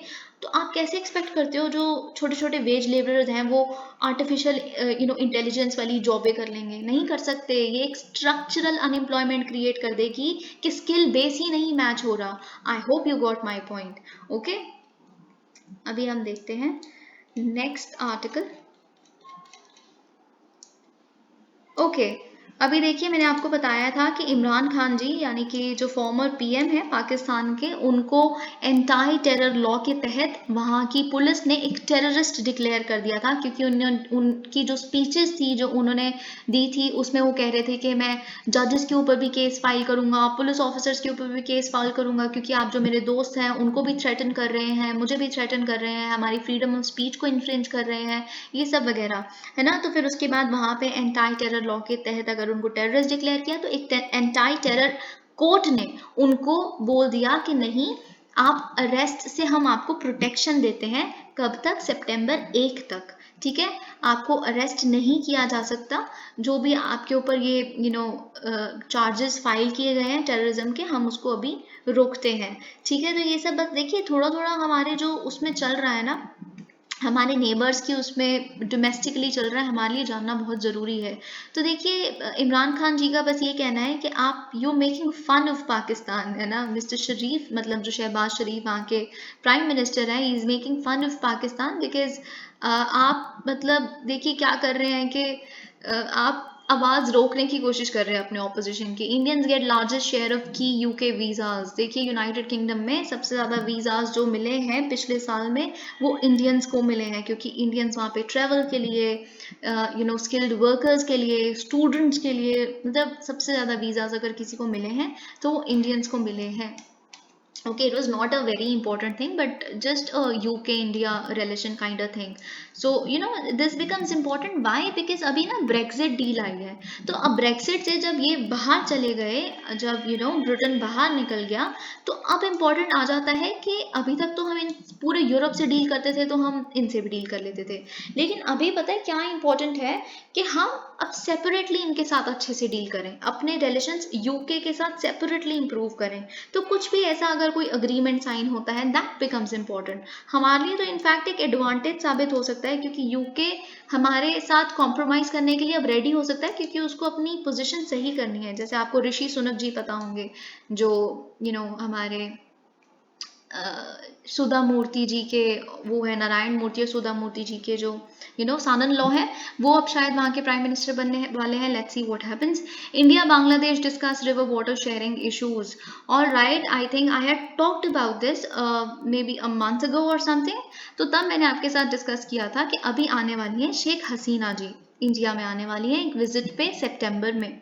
ठीक है, तो हम एक एक्सपेक्ट कर रहे हैं, जो इतने टाइम से तीस्ता रिवर वाटर डिस्प्यूट है, जिसकी वजह से हमारे बीच में एक अग्रीमेंट ही नहीं साइन हो पा रही, तो हम उसको साइन कर लेंगे, है ना। अब ममता बनर्जी, अभी आपको याद होगा कुछ दिन पहले ही दिल्ली आई थी मिस्टर मोदी से मिलने, तो ये एक आशंका थी कि शायद ममता बनर्जी ने गिव इन कर दिया है। अब देखिए ममता बनर्जी कहाँ से आ गई, वो कहाँ से आ गई इंडिया बांग्लादेश के रिलेशन में, यही हमने डिस्कस करना है। लेकिन उससे पहले हम देख लेते हैं कि क्या बात हुई है। देखिए इंडिया बांग्लादेश ने डिस्कस किया काफ़ी सारे इश्यूज को, बहुत सारी major common rivers such as Ganga, Teesta, और कुछ कुछ स्मॉलर रिवर्स जैसे मनु, महुरी, खौवी, गुमती, धरला, है ना, इन सब के, कुशियारा, इनके बारे में डिस्कस किया कि हम इनको कैसे जो इंडिया और बांग्लादेश दोनों से ही पास करती हैं, इनके वाटर्स को कैसे हम शेयर कर सकते हैं, इनकी information, flood related information, data एक दूसरे से कम्युनिकेट करना, रिवर बैंक प्रोटेक्शन वर्क्स, ये सब कैसे अंडरटेक कर सकते हैं, ठीक है, कॉमन बेसिन मैनेजमेंट, ये सब है ना, रिवर इंटरलिंकिंग प्रोजेक्ट अगर ये सब हो सके तो बांग्लादेश में भी हम अगर लागू कर सकें, ये कैसे हो सकता है, ये सब कुछ हमने थोड़ा थोड़ा सा डिस्कस किया 38th meeting of joint river commission पे, जो थर्सडे को होल्ड की गई। देखिए ये ग्राउंड सेटल कर रहे हैं बेसिकली, ये जो मीटिंग है ये ऑफिशियल्स है, ताकि जब शेख हसीना और पीएम मोदी मिले तो एक कुछ ब्रेक थ्रू अग्रीमेंट आ पाए। लेकिन उससे पहले अब हमें जानना है कि तीस्ता रिवर डिस्प्यूट हमें क्या है, और फिर मैं उसके बाद बताऊंगी कि तीस्ता रिवर डिस्प्यूट, एक तीस्ता रिवर अग्रीमेंट होनी क्यों हमारे लिए जरूरी है। क्योंकि देखिए सबसे बड़ी बात यह है कि China is taking inroads into each and every neighbour of hours. मतलब श्रीलंका तो आपको पता है वो तो बिल्कुल ही डूब चुका है डेट ट्रैप डिप्लोमेसी में। पाकिस्तान आपको पता है वैसे BRI का CPEC, उनके POK में इतने सारे प्रोजेक्ट उन्होंने चलाए हुए हैं दोनों ने मिलके, है ना। फिर आपको पता है, जैसे आपको सबसे इंपॉर्टेंट तो पता होगा, पाकिस्तान ने POK का एक रीजन गिफ्ट में ही दे दिया था, शैक्सगैम वैली को, तो ये चीज तो आपको पता ही होगा मेरे ख्याल से, है ना। तो ये सब तो अब भूटान में भी वो घुसने की कोशिश कर रहे हैं। भूटान को हर महीने कहते रहते हैं कि हम दोनों आपस में बॉर्डर जो हमारा वो है एलोकेट नहीं हुआ, वो ढंग से डिमार्केट नहीं हुआ, तो हम वो कर लेते हैं। तो we are very concern about it. हम चाहते हैं बांग्लादेश मतलब जो इतना ज़्यादा काफ़ी टिल्ट हो रहा है उनके लिए, तो हम उसको रोक सकें। तो इसीलिए हमारे लिए तीस्ता रिवर वाटर अग्रीमेंट बहुत ज़रूरी है। लेकिन हम देखते हैं तीस्ता रिवर वाटर डिस्प्यूट है क्या। देखिए जो तीस्ता रिवर है वो एक 414 किलोमीटर्स लॉन्ग रिवर है जो फ्लो करती है India to Bay of Bengal. लेकिन कहाँ से पास होती हुई? बांग्लादेश से पास होती हुई, ठीक है। और अगर हम बात करें ममता बनर्जी कहाँ से आ गई थी, ममता बनर्जी इसलिए आ गई थी क्योंकि it passes from almost a half a dozen districts in West Bengal। जो half a dozen districts यानी कि अराउंड 6 districts हैं जो बहुत प्रोमिनेंटली वेस्ट बंगाल के काफ़ी अपने लाइवलीहुड के लिए, फिशरमैन और बाकी जो एक्टिविटीज़ हैं उसके लिए डिपेंडेंट हैं इस रिवर पे, तीस्ता रिवर पे। तीस्ता रिवर, और साथ में सिर्फ वेस्ट बंगाल ही नहीं, तीस्ता रिवर लाइवलीहुड प्रोवाइड करती है अप्रोक्सीमेटली 73% ऑफ बांग्लादेशी पॉपुलेशन। ये मैं किस रिपोर्ट को कोट कर रही हूँ? एशिया फाउंडेशन रिपोर्ट 2013 में जिसे पब्लिश किया गया था। देखिए न, फिर ऐसी कई कोशिश की गई है कि हम दोनों के बीच में एक अग्रीमेंट साइन हो जाए, लेकिन 1983 में एक ऐसी डील प्रपोज भी की गई ताकि हम इक्विटेबल शेयरिंग वगैरह ये सब कर सकें, लेकिन वो नहीं हो पाया क्योंकि हमारे बीच में एक काफ़ी बड़ा मुद्दा है। क्यों मुद्दा है? देखिए जो इसका मीन एनुअल फ्लो है इस रिवर का, मीन एनुअल फ्लो है ना, जितना ये वाटर, जो वाटर का बहाव है कितना, उसका कितना है लेवल का, वो 60 बिलियन क्यूबिक मीटर्स है। एनुअल फ्लो की बात कर रही हूँ, साल में फ्लो की बात कर रही हूँ। लेकिन इस 60 बिलियन क्यूबिक मीटर्स का एक सिग्निफिकेंट अमाउंट जो है वो मॉनसून सीजन यानी कि जून टू सितंबर में ही फ्लो कर जाता है ना। तो फिर जो लीन सीजन है, लीन सीजन अक्टूबर टू मई की जो ड्यूरेशन बची है, उसमें काफ़ी कम पानी होता है, बहाव काफ़ी कम होता है। It is almost 500 million cubic metres per month, जो बहुत ही कम है, एक्चुअली में बहुत कम है। तो इसीलिए वेस्ट बंगाल जो मिनिस्टर हैं, चीफ मिनिस्टर है ममता बनर्जी, वो काफ़ी खिलाफ है। बताती हूँ कैसे। क्योंकि बांग्लादेश है ना, वो क्या चाहता है कि दिसंबर से मार्च के महीने के लिए उनको मिल जाए 50% ऑफ द वाटर सप्लाई। अब देखिए ये लीन सीजन है, लीन सीजन में से 50% आप कहते हो, लेकिन इंडिया कहती है 50 क्यों? हम मतलब वेस्ट बंगाल बेसिकली कहती है कि हमें तो चाहिए 55% शेयर, तो आपको 45% मिलेगा। लेकिन 2011 में जब मनमोहन सिंह जी हमारे प्राइम मिनिस्टर थे, उन्होंने एक अग्रीमेंट ऑलमोस्ट साइन कर ली थी, लेकिन it did not fructify because objection कर दिया वेस्ट बंगाल की चीफ मिनिस्टर, तब भी ममता बनर्जी ही थी। तो उन्होंने बोला कि देखिए वाटर एक स्टेट सब्जेक्ट है, ठीक है, और मैं अपने यहाँ के लोगों के लाइवलीहुड को पेट पे लात नहीं मारने दूंगी, क्योंकि हमारे यहाँ की बहुत सारी पॉपुलेशन हेविली लीन सीजन में डिपेंडेंट है। लीन सीजन में आप 50% उनको दे दोगे तो फिर हम कैसे, मतलब लीन सीजन में तो सबसे पानी कम होता है, ऑलमोस्ट उनका पहले ही जो रोजी रोटी होती है वो कम हो जाई होती है, तो फिर उससे कम क्या कर दोगे आप, वो जिएंगे कैसे? तो उन्होंने बोल दिया नहीं, ये डील तो हम नहीं होने देंगे। तो ये बेसिक मुद्दा है। देखिए इस पे अब क्या निकलता है, क्या निकल के आता है, लेट्स सी। लेकिन अगर मैंने आपको ये बताया कि हमारे डिस्प्यूट को सॉल्व करना क्यों ज़रूरी है, क्योंकि चाइना बांग्लादेश रिलेशंस बहुत स्ट्रॉन्ग होते जा रहे हैं। मैं आपको कुछ फैक्ट्स एंड फिगर्स बताती हूँ कि चाइना बांग्लादेश का रिलेशन कैसा है, क्या स्टेटस है। देखिए, बात की जाए कि बांग्लादेश का बिगेस्ट ट्रेडिंग पार्टनर कौन है, तो वो चाइना है। चाइना मेरे को लगता है ऑलमोस्ट हर कंट्री का बिगेस्ट ट्रेड पार्टनर आपको चाइना ही मिलेगा। इनफैक्ट यूएसए जो इतनी बड़ी ट्रेड वॉर में इतने टाइम से इन्वॉल्व है, इसके साथ चाइना के साथ इतनी दिक्कतें हैं इनमें, यूएसए का आप ट्रेड डेफिसिट पढ़ेंगे ना चाइना से, कभी आप सर्च करके देखिएगा ऐसी, कभी आप खाली हो कि कितना यूएसए इंपोर्ट करता है चाइना से, you will be amazed at the number. तो वैसे ही बांग्लादेश भी, उसका भी बिगेस्ट ट्रेडिंग पार्टनर चाइना ही है। और 2019 के डेटा की अगर हम बात करें तो दोनों के बीच में जो ट्रेड था वो अराउंड $18 बिलियन था। ओके और बहुत ही रिसेंटली, शायद ये 1-2 साल पहले की ही बात है, चाइना ने क्या किया है, जीरो ड्यूटी लगा दी है 97% ऑफ इम्पोर्ट्स फ्रॉम बांग्लादेश। देखिए बांग्लादेश बहुत सारे इम्पोर्ट्स करता है, मतलब एक्सपोर्ट करता है, उनसे बहुत सारी कंट्रीज पता है क्या क्या खरीदती हैं, एपरल यानी कि क्लोथिंग मटेरियल, शूज खरीदती हैं, ये सब क्लोथिंग वगैरह की जितनी चीजें हैं। इसीलिए पता है आपको, इंडिया को बहुत लोग कहते भी हैं कि आप टेक्सटाइल्स में पीछे हो जाओगे, बाकाप इसीलिए जो मोदी गवर्नमेंट है वो काफी टेक्सटाइल पार्क्स और सिंथेटिक टेक्सटाइल्स वगैरह आप देख रहे हो ना, पिछले 2-3 साल से बहुत कुछ चल रहा है, इसीलिए कर रही है क्योंकि Bangladesh is taking over our market. तो बांग्लादेश से जो इन तरह के एक्सपोर्ट्स जाते हैं, यानी कि जो चाइना इंपोर्ट करता है, उसके 97% इम्पोर्ट्स पे जीरो ड्यूटी, कोई इम्पोर्ट ड्यूटी नहीं लगती। तो ये देखिए कंसेशन चाइना क्यों देता है, क्योंकि चाइना की एक पॉलिसी है duty free quota free programme, जो वो लीस्ट डेवलप्ड कंट्रीज के लिए चलाता है। हालांकि अब वो एक डेवलपिंग कंट्री बन चुकी है बांग्लादेश, पर फिर भी इतनी डेवलप्ड नहीं है, इसीलिए उसको वो इसके तहत कोटा देते हैं। ठीक है, और बहुत सारी असिस्टेंस वगैरह, और सबसे इंपॉर्टेंट बात, ये सबसे बड़ा आर्म्स सप्लायर है बांग्लादेश का, China, which is threatening in itself. Okay, let's move on to the next article. Aircraft carrier Vikrant to be commissioned on September 2. देखिए, अब आपको मैं पहले थोड़ा कर्सरी रीडिंग दे देती हूँ, फिर मुझे आपको कुछ एक बहुत बेसिक चीज़ बतानी है। Commissioning of the country's first indigenously built aircraft carrier Vikrant will enhance peace, security, stability in the Indian Ocean and Indo Pacific reason.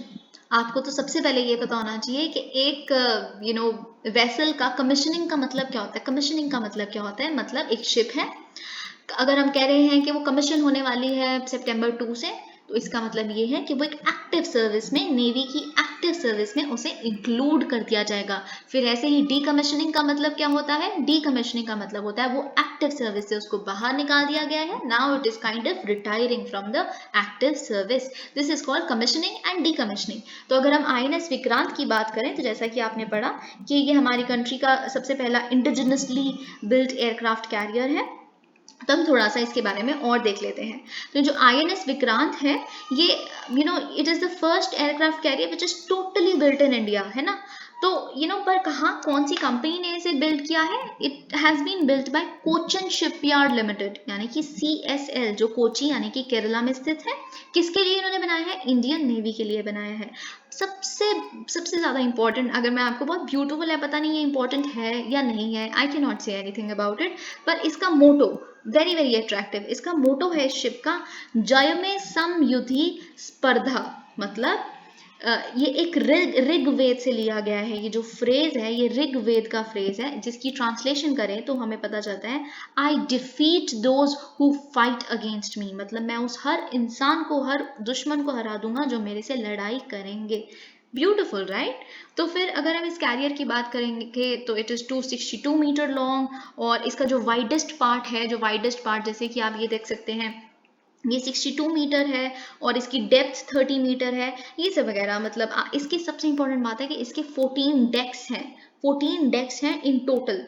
तो डेक पता है ना आपको, एक हॉरिजॉन्टल फ्लोर होती है जहाँ पे अलग, वैसे तो एक अपर डेक होता है, एक लोअर डेक होता है, ऐसे बहुत सारे डेक्स होते हैं जहाँ पे आप खड़े हो सकते हो। जैसे अगर आप कभी क्रूज पे जाओगे, कभी ऐसी घूमने, तो आप जहाँ पे खड़े होगे, that too will be a deck only, है ना। कभी कभी आप कहोगे चलो हम अपर डेक पे मिलते हैं, तो शिप के बिल्कुल ऊपर वाले भी एक जगह पे जैसे बना होता है अपर डेक, तो वहां आप खड़े होके फिर फोटो खिंचवाते हो, that is called deck. Okay, तो फिर हम बात करें कि ये it features a short take off but arrested recovery, STOBAR, STOBAR, ऐसी कॉन्फ़िगरेशन, यानी कि ये स्काई जंप भी कर सकता है, तो थोड़ा बहुत इसका वो हाइट तक जाके वापस भी आ सकता है। और ये किन तरह के एयरक्राफ्ट को एनेबल करेगा? मिग 29 के, जो इस कैरियर से ऑपरेट कर सकते हैं। ओके, आप समझ रहे हैं ना एयरक्राफ्ट कैरियर का मतलब क्या होता है? ये एयरक्राफ्ट को कैरी करते हैं ताकि इनको किसी भी तरह से कभी तैनात करना पड़ जाए तो ये लेके जाएंगे और वहां से टेक ऑफ कर देंगे एयरक्राफ्ट। अगर कभी दुश्मन की भी बात आती है लड़ने की, तो ये सब वगैरह होगा। ठीक है, और सबसे इम्पोर्टेंट, और बाकी सारी चीज़ें तो देखिए आप फैक्ट्स हर जगह से पढ़ लेंगे कि ये होगा वो होगा, ये सब कुछ पढ़ लेंगे, लेकिन एक बहुत इंटरेस्टिंग बात जो इसकी ये है that once operational Vikrant is going to spot a gender sensitive living environment and infrastructure. How? क्योंकि इनका कुछ कुछ जो इन्होंने इंफ्रास्ट्रक्चर बनाया है अंदर, वो विमेन ओरिएंटेड भी है इन द सेंस। कुछ नेसेसिटीज जो देखिए विमेन को नेवी में या किसी सेनानी उसमें भर्ती करने से पहले काफ़ी दिक्कत हुई एक टाइम पे, क्योंकि सेपरेट वॉशरूम्स, सेपरेट तरह की उनके चेंजिंग रूम्स या और भी तरह की जो हम स्पेसिफिक नीड्स होती हैं वो नहीं थी। लेकिन इसके जो इंफ्रास्ट्रक्चर को बनाया गया है वो विमेन के उस पर्सपेक्टिव से बनाया गया है। It can accommodate 8 women officers at a time, तो that way it will be a gender sensitive initiative. तो इसकी सिग्निफिकेंस देखें तो देखिए बहुत सारे लॉन्ग बैटल्स जो लैंड पे लड़े जाएंगे या फिर इंडियन ओशन जैसे हमने यहाँ पढ़ा, उन चीज़ों में बहुत हमें हेल्प करेगा। क्योंकि मैं आपको एक बात बताती हूँ, 1971 में जो हमने बांग्लादेश लिबरेशन वॉर हमने लड़ी थी और जीती भी थी, तो तब पे जो जब वो एयरक्राफ्ट जिससे हमने जीती थी, बहुत सारे एयरक्राफ्ट, बेसिकली वो एक एयर वॉर थी। आपको ये बात पता होनी चाहिए, वो एक सबसे इंपॉर्टेंट एयर वॉर थी जो हमने जीती थी 1971 में बांग्लादेश के लिए।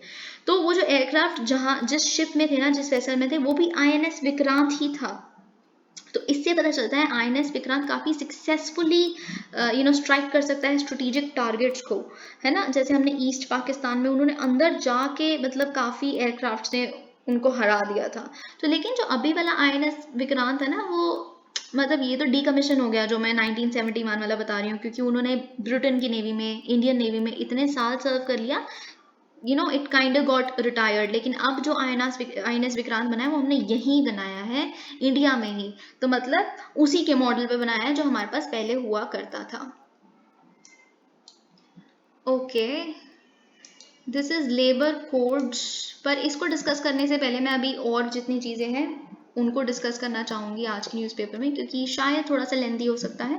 SC to review PMLA order on 2 aspects. देखिए मैंने आपके साथ कल डिस्कस किया था बहुत सारी चीज़ें, मैं आपको बिल्कुल एम्फसाइज करूँगी कि आप प्लीज़ मेरी कल की वीडियो यानी कि 25 अगस्त की वीडियो जाकर देखें।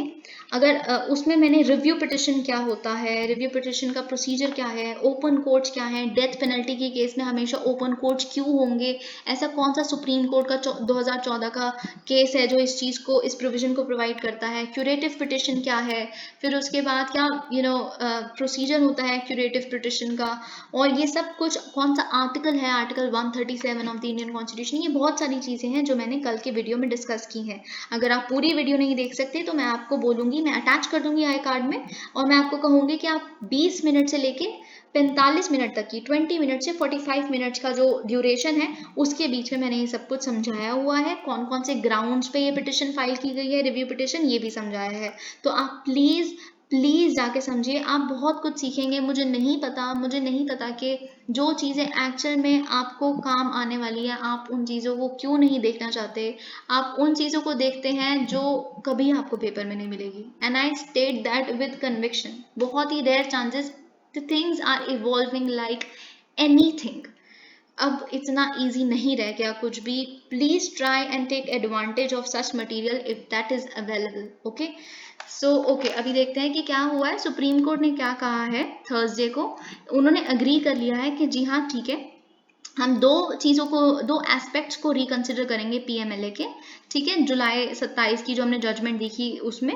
लेकिन हम सारे ग्राउंड्स को नहीं, कि मनी बिल है कि नहीं है, ये सब बहुत सारे ग्राउंड्स थे, उनको नहीं करेंगे। दो एस्पेक्ट्स जो इन्होंने कहा है वो ये है, about depriving an accused a copy of enforcement case information report, यानी कि FIR का जो इक्विवेलेंट है ECIR। देखिए FIR की कॉपी तो जो अक्यूज्ड होता है उसको दी जाती है, ठीक है, लेकिन ECIR की कॉपी नहीं दी जाती है अभी तक PMLA के अंडर, है ना, क्योंकि PMLA का ये कहना है और सुप्रीम कोर्ट की जजमेंट का भी यही कहना था जुलाई 27 की कि कोई ज़रूरत नहीं है, कोई ज़रूरत नहीं ECIR की एक कॉपी अक्यूज को देने की, बस आप उनको बता दो कि इन ग्राउंड पे आपने उनको समन या अरेस्ट किया है, बस बहुत है। तो ECIR लेकिन वो इसको अब रिव्यू करने के लिए तैयार है, क्योंकि अगर ECIR की कॉपी कोई चार्जशीट या उनके पास कुछ होगा नहीं तो वो बंदा बेल के लिए अप्लाई कैसे करेगा, उसको यही नहीं पता कौन से मुद्दों पे कौन से आर्ग्यूमेंट्स पे उसको अरेस्ट किया जा रहा है, तो वो कैसे अपना केस लड़ेगा, क्या आर्ग्यूमेंट्स है ये तो पता होनी चाहिए। दूसरा एस्पेक्ट ये है transferring of the burden of proof of innocence onto the shoulders of accused instead of the prosecution। देखिए अभी तक क्या चलता था, you are innocent unless and until proven guilty, लेकिन जो ये PMLA है, prevention of money laundering act, इसने क्या किया था, इसने इसको बिल्कुल it turned it on its head. मतलब इससे क्या किया, you are guilty unless and until proven innocent and you have to yourself prove yourself as innocent. तो मतलब आपको खुद को प्रूव करना है इनोसेंट, आप तब तक गिल्टी हो। तो बिल्कुल ही आपने चेंज कर दिया ना, तो ये काफ़ी अजीब चीज़ थी। तो इस चीज़ को भी रिविजिट करने के लिए NV रमन जी ने कहा है कि हम तैयार हैं। और इन्होंने बोला है एक बहुत ही अच्छी बात जो आपको पता होनी चाहिए कि कैसे जुडिशरी अपने आप को रिस्ट्रेन अपने ऊपर लगाती है। इन्होंने कहा है, देखिए जो गवर्नमेंट जब ये एक्ट लेके आई थी, काफ़ी नोबल है। किसी भी माध्यम से ये जो हम रिविजिट कर रहे हैं, रिव्यू कर रहे हैं अपनी पहले दी गई जजमेंट को, हम सरकार को नहीं अपोज कर रहे, हमारा इंटेंशन नहीं है। हम समझते हैं कि सरकार का ये एक्ट लाना एक बहुत ही नोबल कॉज के लिए था, ऑब्जेक्टिव के लिए था, ताकि वो ब्लैक मनी या फिर मनी लॉन्ड्रिंग की सर्कुलेशन को रोक सकें। तो प्लीज़ सरकार हमें गलत ना समझे, हम बस अपना काम कर रहे हैं और सिर्फ उन्हीं चीज़ों में इंटरवीन करेंगे जो हमारा काम है। Citing border pacts, this is very funny, a very very funny article of today. Citing border pacts, China objects to India US drills। देखिए इंडिया और US के बीच में एक एक्सरसाइज होने वाली है, जॉइंट एक्सरसाइज होने वाली है, 15th एडिशन है उसका, युद्ध अभ्यास। ये कहाँ होने वाला है युद्ध अभ्यास, ये होने वाला है उत्तराखंड में। उत्तराखंड में एक हाई ऑल्टीट्यूड एरिया में उसके नेक्स्ट मंथ होने वाला है। देखिए लेकिन ये जहाँ पे होगा वो जो लाइन ऑफ एक्चुअल कंट्रोल है, जो चाइना और इंडिया का बॉर्डर है, उससे सिर्फ 100 किलोमीटर ही दूर है। तो अब चाइना इज, क्या बोला जाए चाइना के बारे में, चाइना ने कहा है देखिए कि ये ना बिल्कुल जो हमारे 1993 और 1996 वाले प्रोटोकॉल्स हैं, जो हमारे इंडो चाइना बॉर्डर अग्रीमेंट्स हैं, उनके बिल्कुल खिलाफ है, क्योंकि हम थर्ड पार्टी इंटरवेंशन बिल्कुल बर्दाश्त नहीं कर सकते। This is actually very funny, you know why, क्योंकि जब हम इतने टाइम से कह रहे हैं, आपने अचानक से आके गलवान में एक तरफ से यूनिलैटरली पूरी बॉर्डर की सिचुएशन बदल दी, और तब हम इतने टाइम से ये कह रहे हैं आपने 1993 और 1996 के प्रोटोकॉल्स को वॉयलेट किया है। आज आप उन्हीं को हमारे अगेंस्ट यूज कर रहे हो। What is funny thing is it, है ना। और ऊपर से ये जो एक्सरसाइज होने वाली है, इसका कोई ताल्लुक नहीं है इंडिया और चाइना के बॉर्डर के साथ। यही external affairs ministry spokes person, जिनका नाम अरिंदम बागची है, उन्होंने यही कहा है, अरिंदम बागची जी ने, कि ये जो इंडो US एक्सरसाइजेज हैं, that completely different from the situation at the LAC। आप क्या कर रहे हो, हम तो कोई टारगेटिंग वारगेटिंग नहीं कर रहे चाइना की। और वॉट अग्रीमेंट वायलेशन, आप हमारी चीज़ हम पे ही वो। तो फिर ये this is all about it, और यही सब कुछ इन्होंने बोला है कि हम थर्ड पार्टी मेडलिंग नहीं बर्दाश्त करेंगे। तो आई थिंक इसमें तो क्या ही बोले जाए। Okay, this is very very very very important and very beautiful। देखिए, a gesture of goodness from behind bars, आप इसको प्लीज़ नोट डाउन कर लीजिए अगर आपका मन है तो, क्योंकि I found it very beautiful. क्यों, क्योंकि एक एक इनमेट है, एक कैदी है, कहाँ पर, एक चिमेनी ओपन जेल, ये केरला के थ्रिसूर में जो एक डिस्ट्रिक्ट है, वहाँ पे एक जेल है। उनके एक कैदी ने डोनेट किया है 1 लाख रुपए chief ministers distress relief fund में। इनका नाम है शाह थच्चिलम। शाह थच्चिलम जी की उम्र 50 साल है, और इन्होंने डोनेट किया है 1 लाख रुपए। कहाँ से आए हैं इनके पास 1 लाख रुपए? देखिए, मैं आपको एक बात बताती हूँ। शाह जो है, Shah Thachillam ji, he is one of the 8 script writers for the film Ekan Anekan. और ठीक है, और एक फिल्म मेकिंग वर्कशॉप करवाई गई थी जेल में, किस प्रोविजन या किस प्रोग्राम के under, jail rehabilitation project transition through creation. इस वर्कशॉप में जो जेल में करवाई जाती है रिहैबिलिटेशन वगैरह के लिए, ये करवाई गई। तो उसमें काफ़ी उन्होंने कहा, शाह थच्चिलम जी ने मुझे प्रॉम्प्ट किया उन्होंने कि मैं स्क्रिप्ट लिखूं। पहले मैं पोएम लिखा करता था, फिर मैंने स्क्रिप्ट लिखी, ये जो अनेकन की जो स्क्रिप्ट है। तो फिर उससे मुझे कुछ रेवेन्यू जनरेट हुआ, है ना। तो ऐसा काफ़ी कुछ उन्होंने बताया, रेवेन्यू जो जनरेट हुआ उसमें से 1 लाख रुपए उन्होंने डोनेट किया है इस डिस्ट्रेस रिलीफ फंड के लिए। और ये जो स्क्रिप्ट है इन्होंने जेल में ही लिखी है। Isn't it a beautiful step? मतलब बिल्कुल सही हेडलाइन है इसकी, a gesture of goodness from behind the bars. Okay, let's move on to the next article.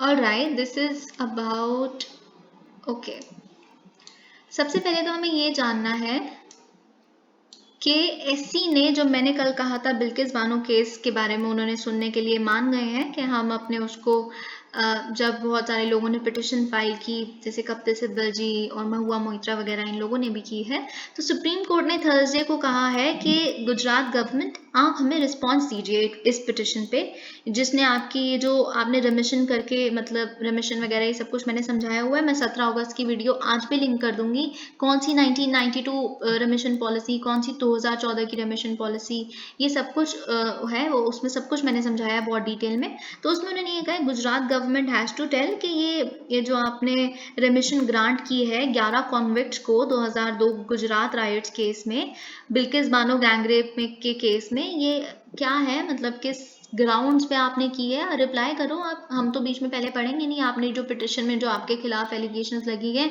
आप इसका बिल्कुल जवाब दीजिए। ये किसने कहा है? Chief justice N V Ramana ji ने, जो एक 3 जज बेंच को लीड कर रहे थे, उन्होंने कहा है। और यही सब कुछ इन्होंने कहा है कि 2 हफ्तों के अंदर अंदर, अब 2 हफ्ते बाद इस केस को उठाया जाएगा, तब तक इनको रिप्लाई करना है। और कपिल सिब्बल जी जो सीनियर एडवोकेट हैं, उन्होंने इस पिटिशन को लीड करते हुए ये कहा था और बेंच को ये बताया था कि इसमें 14 लोगों को मारा गया था, जिसमें से एक प्रेग्नेंट वुमेन थी, she was 5 months pregnant at that time, है ना, बिल्किस बानो जी। और साथ में सिर्फ उन्हीं का रेप नहीं, और भी जो इनकी फैमिली मेंबर्स की विमेन थी उनका रेप, फिर इनकी 3 साल की छोटी सी बच्ची को सिर्फ एकदम जमीन पे मारा गया, just the head got smashed to the ground, है ना, और अक्यूज्ड आइडेंटिफाई भी हो गए। फिर इन सारे सर्कमस्टेंसेस में जुडिशियल रिव्यू क्यों नहीं हो रहा, कि क्यों इनको दे दिया गया है रेमिशन? तो यही सब उन्होंने कपिल सिब्बल जी ने कहा है। अब देखिए, हमें डिस्कस करना है लेबर कोड्स को। Let me reach there first of all, Where is it? Okay, हाँ, तो पीएम मोदी ने क्या किया है? पीएम मोदी ने सेंटर ने, यानी कि बोला है कि सेंटर ने ये जो इनिशिएटिव लिया है कि वो 29 लेबर लॉज को अबॉलिश कर देंगी, रिप्लेस कर देंगी बाय 4 लेबर कोड्स। वो रिफ्लेक्ट करता है कि हमारी जो स्लेव मेंटालिटी है, जो ब्रिटिशर्स लाए थे वो सारे, मतलब वो इतने सारे तो इंडिपेंडेंस से भी पहले के वो हैं, तो उन्होंने जितने भी लेबर लॉज ऑब्वियसली वो जो लाए होंगे, वो हमको स्लेव समझते थे, हमसे काम निकलवाना था, हमारा शरीर तुड़वा के, बस उनको तो कोई मतलब नहीं था कि हमें ब्रेक भी मिलनी चाहिए, 14 घंटे का काम, 12 घंटे का काम विदाउट एनी लीव, ये सब कुछ बहुत सारी चीज़ें थी। तो अच्छी ही बात है, हम स्लेवरी मेंटालिटी से we are just getting rid of that. तो हम इसलिए लेके आए हैं कि कहाँ पे बोला इन्होंने, एक 2-day नेशनल लेबर कॉन्फ्रेंस में जो तिरुपति पे हुई है। और इन्होंने बोला है एक चीज़ जो इंपॉर्टेंट जो आपको नोट करनी है वो ये है कि उन्होंने बोला है कि फ्यूचर चाहता है कि ऐसे फ्लेक्सिबल वर्क प्लेसेस दे कम इनटू फोर्स, और ऐसे work from home ecosystem, flexible work hours हो, जिसमें ऐसे सिस्टम्स हो जिसमें विमेन के लिए भी अपॉर्चुनिटी हो, ताकि उनका लेबर फोर्स पार्टिसिपेशन, जो आपको पता है बिल्कुल ही कम हो चुका है अभी, I think it is 16%, I do not remember exactly, but it is very low and it is gotten reduced. तो वो है उनको भी मौके मिले, वो भी लेबर फोर्स पार्टिसिपेशन में अपना कॉन्ट्रीब्यूशन दे सकें। और इससे क्या होगा, by making the right use of women power, India can achieve it's goals faster. तो ये आपको जानना था, लेकिन उससे पहले हमें जानना है कि कौन कौन से 4 लेबर कोड्स आए हैं। First, code of wages act 2019, wages से ही आपको पता चल रहा है कि ये किससे डील करेगा, मिनिमम वेजेस से डील करेगा। तो मतलब ये क्या रेगुलेट करता है ये वाला code? It regulates the wages और बोनस पेमेंट्स जो एम्प्लॉयमेंट एरियाज में दी जाती है। किन तरह की एम्प्लॉयमेंट एरियाज में? इंडस्ट्री में, ट्रेड में, मैन्युफैक्चरिंग में, है ना, इन तरह के जो एरियाज हैं, एम्प्लॉयमेंट एरियाज हैं, वहाँ पे वेजेस और बोनस पेमेंट से डील करता है कोड ऑफ वेजेस एक्ट 2019। ये बिल बहुत सारे 4 तरह के लेबर लॉज को सब्ज्यूम करता है, रिप्लेस करता है, जो इसके अंदर ही आ गया। The payment of wages act 1936 देख सकते हैं, इंडिपेंडेंस से पहले का, the minimum wages act 1948, the payment of bonus act 1965, the equal remuneration act 1976। ठीक है। और अब ये यूनिवर्सलाइज कर देता है मिनिमम वेजेस के कॉन्सेप्ट को और कहता है कि टाइमली पेमेंट, मैं बताऊंगी टाइमली पेमेंट मिनिमम वेजेस क्या है, सब कुछ अभी इन्होंने प्रॉपरली मेंशन भी किया है। और टाइमली पेमेंट के लिए कॉल आउट करता है एम्प्लॉयर्स को, इररिस्पेक्टिव ऑफ द सेक्टर, किसी भी सेक्टर में कोई भी एम्प्लॉयमेंट हो, टाइमली पेमेंट होनी चाहिए वेजेस की। और ताकि जो इंश्योर हो सके राइट टू सस्टेनेंस, हर वर्कर का जो खुद को सस्टेन कर पाए, राइट टू सस्टेनेंस उनका इंश्योर हो सके। देखिए अगर हम इसकी बात करें, इस कोड की बात करें, तो ये क्या कहता है कि एम्प्लॉयज अगर मंथली सैलरी मिलती है अगर किसी एम्प्लॉय को, तो उनको सैलरी मिल जानी चाहिए bye 7th of next month, मतलब 7 डेट को, ठीक है, नेक्स्ट मंथ की 7th डेट को। फिर उसके बाद अगर आपको वीकली बेसिस पे आपको अपना सैलरी मिलती है, तो आपको सैलरी मिल जानी चाहिए on the last day of the week. अगर आप डेली वेजर्स हैं तो आपको सेम डे वेज मिलनी चाहिए। ये है टाइमली पेमेंट का कॉन्सेप्ट। लेकिन अगर हम बात करें कि इस कोड के तहत कौन सी गवर्नमेंट है जो फ्लोर वेज डिसाइड करेगी, central government is empowered to fix the floor wages. अब देखिए एक मैं आपको बात बताती हूँ, जो मिनिमम वेजेस हैं, जो स्टेट गवर्नमेंट्स या सेंट्रल गवर्नमेंट्स, अगर स्टेट एम्प्लॉयज हैं तो अगर स्टेट में वो कंपनीज आती हैं जो भी आती है वो स्टेट गवर्नमेंट्स करेंगी, है ना। लेकिन अगर सेंट्रल वो है, कुछ पब्लिक सेक्टर वो है अंडरटेकिंग्स वगैरह, तो वो सेंटर डिसाइड करेगी। तो मिनिमम वेजेस तो सेंटर और स्टेट दोनों ही डिसाइड कर देती है, लेकिन जो फ्लोर वेज होती है वो सिर्फ सेंट्रल गवर्नमेंट डिसाइड करती है। और एक मैं आपको बताती हूँ दोनों में डिफरेंस क्या है, लेकिन एक लाइन जो आपको याद रखनी है वो ये है कि जो मिनिमम वेज है ना, it must be higher than the floor wage. आप समझ रहे हैं। तो अब देखिए सबसे पहले तो हमें ये जानना है कि फ्लोर वेज का मतलब होता क्या है। फ्लोर वेज देखिए एक ऐसा अमाउंट है, एक ऐसी वेज है जो एक लॉ के द्वारा एस्टैब्लिश की जाती है, ठीक है, एक लॉ के द्वारा एस्टैब्लिश की जाती है एक बेंचमार्क के रूप में, ताकि किसी भी स्टेट में जो वेजेस हैं, जो मिनिमम वेजेस हैं, इस बेंचमार्क से कम ना हो सके।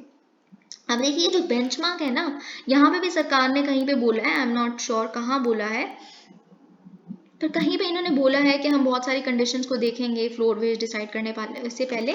तो इसका मतलब यही है कि जो फ्लोर वेज है, पता है जब सेंट्रल गवर्नमेंट डिसाइड करती है फ्लोर वेज, तो वो ऐसा नहीं है कि पूरे इंडिया में एक ही फ्लोर वेज आ जाएगी, ऐसा नहीं हो सकता। इसमें बहुत सारी चीज़ें जोग्राफिकल रीजन्स पे डिपेंड करता है, हर स्टेट टू स्टेट वेरी करती है फ्लोर वेज, मतलब वहाँ के हाउस होल्ड की नीड्स, ठीक है, वहाँ के जो वर्कर्स हैं उनकी हाउस होल्ड नीड्स क्या है, उनका कॉस्ट ऑफ लिविंग इंडेक्स, मतलब जैसे एक झारखंड है, झारखंड में अगर एक थाली का, जैसे इकोनॉमिक सर्वे में आपने इस साल के भी देखा होगा, इकोनॉमिक सर्वे में ये कहता था एक थाली का जो सबसे ज़्यादा झारखंड में अगर कम प्राइस है तो चंडीगढ़ में सबसे ज़्यादा है।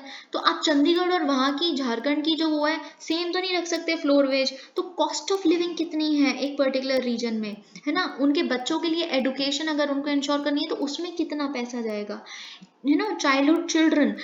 चाइल्डहुड एडुकेशन वगैरह, इन सारी चीज़ों को मद्देनज़र रख के फिर फ्लोर वेज डिसाइड की जाती है। अगर आपको बाई चांस ऐसे कोई ऑप्शन आएंगे फ्लोर वेज के लिए क्या क्या वो होता है, चीज़ें देखनी पड़ती हैं, तो ये सारी आप मार्क कर देना, house hold needs, cost of living index, children education, ये सब वगैरह सब कुछ जोग्राफिकल रीजन के बेसिस पे देखी जाती है, फिर एक फ्लोर वेज डिसाइड की जाती है। ओके फिर हम नेक्स्ट कोड की बात करते हैं। हमने कोड ऑफ वेजेस देख लिया जो मिनिमम वेजेस और फ्लोर वेज से डील करता था। अब देखेंगे इंडस्ट्रियल रिलेशंस कोड। देखिए इंडस्ट्रियल रिलेशन से ही आपको पता चल रहा है कि इंडस्ट्रियल रिलेशन मतलब एक एम्प्लॉयर और एक एम्प्लॉय के बीच में जो रिश्ता होगा उससे डील करता है, किसी तरह का डिस्प्यूट ना हो, इन चीज़ों को इंश्योर करेगा, है ना।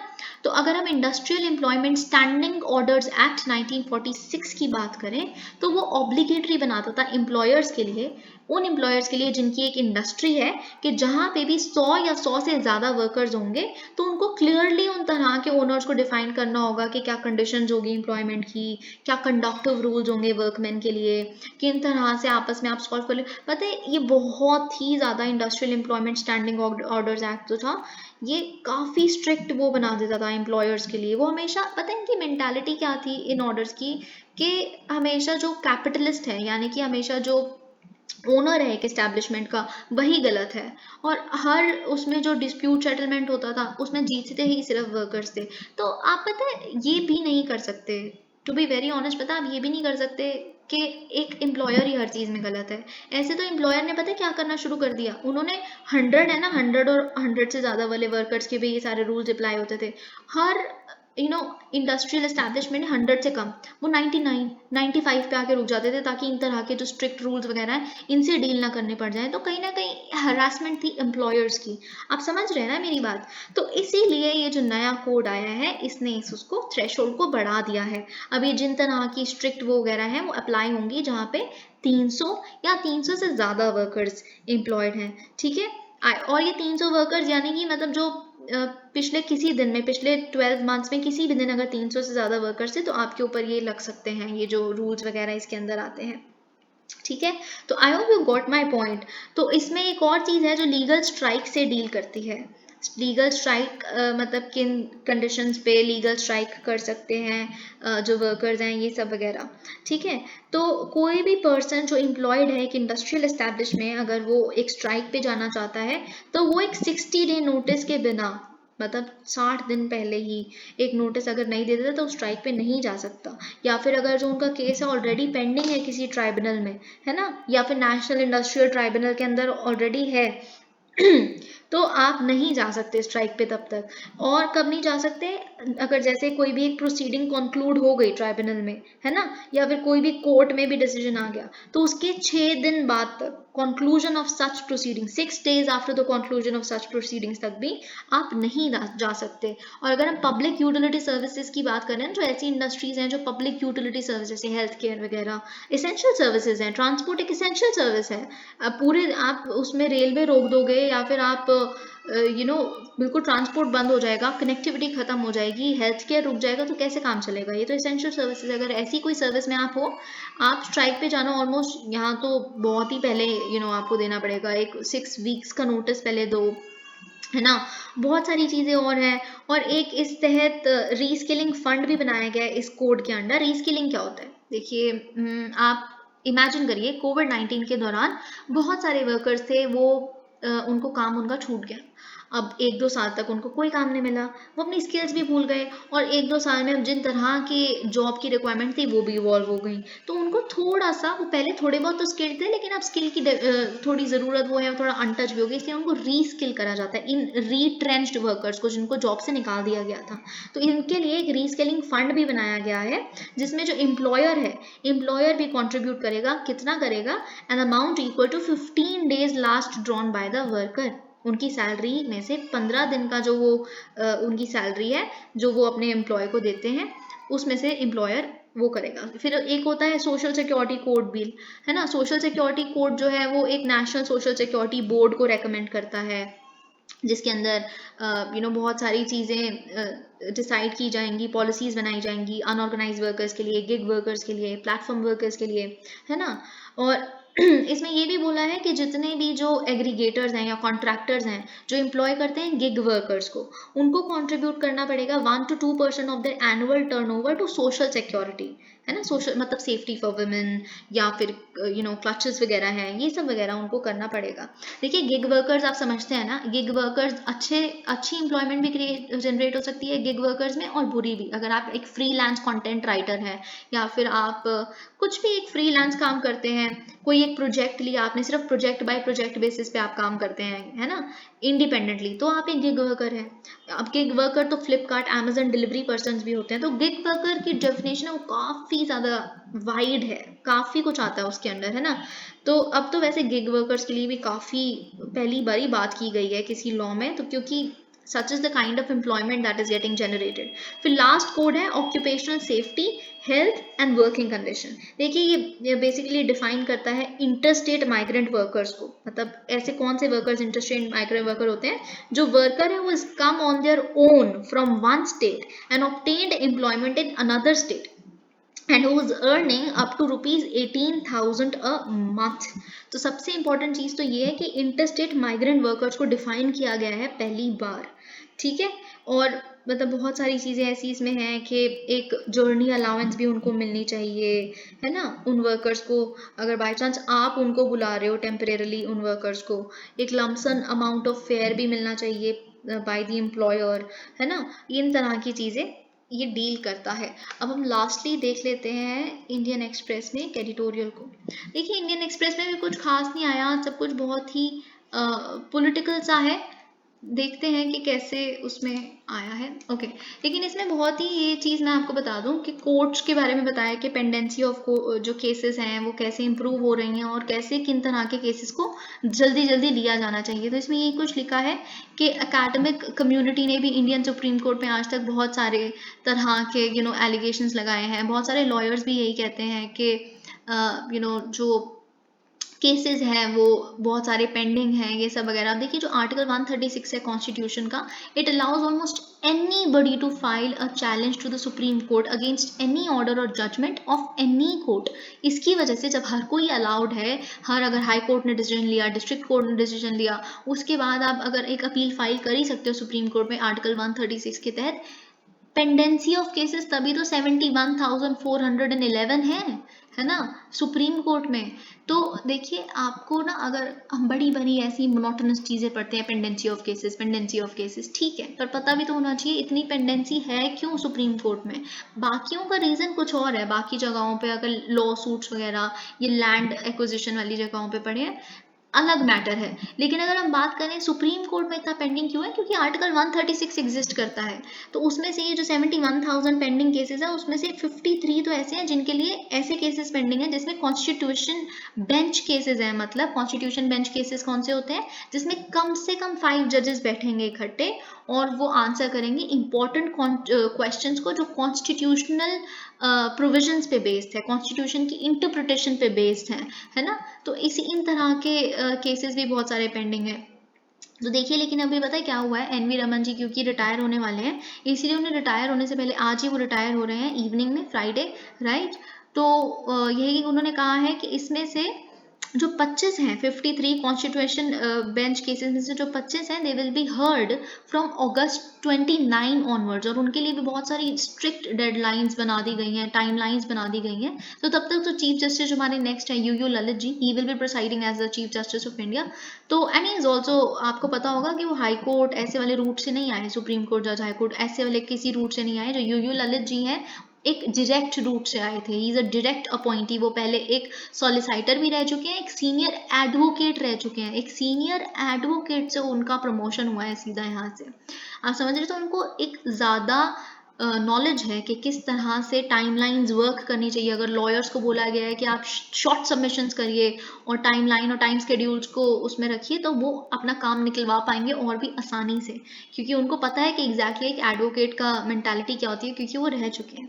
सो दिस इज हाउ बहुत सारे इन्होंने बोला है मुद्दे हैं जिन पे बात होनी चाहिए। जैसे इंदिरा सानी जजमेंट में ओबीसी रिजर्वेशन जो अलाउ करती है, तो उसमें इकोनॉमी एक वो नहीं था, इकोनॉमिक स्ट्रैटिफिकेशन नहीं अलाउ किया गया था, लेकिन ईडब्ल्यूएस कोटा आ गया तो वो पेंडिंग है।